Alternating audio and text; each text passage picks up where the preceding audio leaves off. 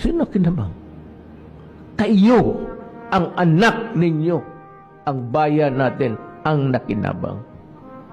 Sino nalagay sa alanganin? Ako, pamilya ko, yung buhay nila, gagantay ang mga yawa na yan.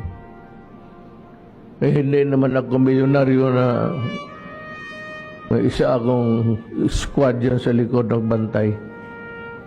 Ako pa ang napoproblema ngayon. Ako ang nakinabang, kayo. Kayo, mga Pilipino. Mamatay man ako bukas o ngayong gabi, hindi na ako babangon. Tandaan ninyo kayo mga Pilipino. Minahal ko kayo at pinagsisilbihan ko kayo ng gusto noong unang panahon. Salamat.